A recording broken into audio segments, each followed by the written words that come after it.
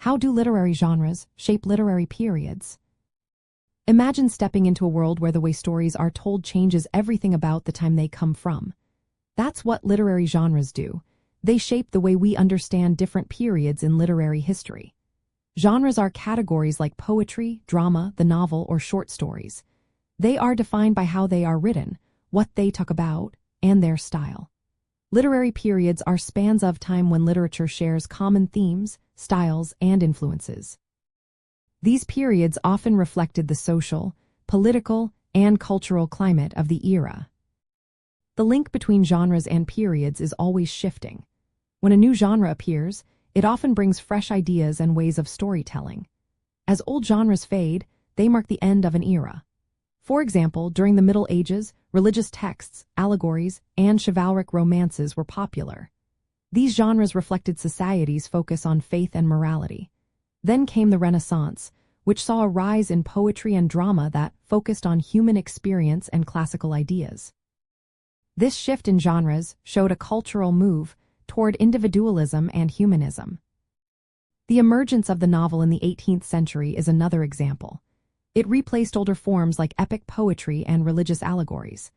The novel allowed writers to explore personal stories, social issues, and everyday life.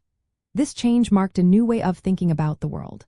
When genres change, they influence what writers focus on and how they tell their stories. During the Enlightenment, the novel became a tool to explore reason and social reform.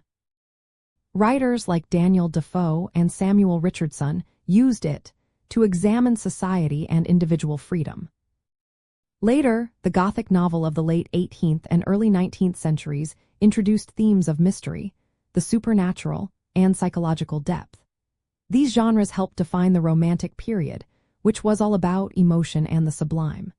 Moving into the 20th century, Modernist writers experimented with new narrative forms like stream of consciousness. These genres challenged traditional storytelling and reflected the period's questions about reality and authority. Understanding how genres shape periods helps readers see why certain books look and sound the way they do. For example, Victorian novels often focus on social issues and moral questions, which explains the detailed characters and plots of writers like Charles Dickens.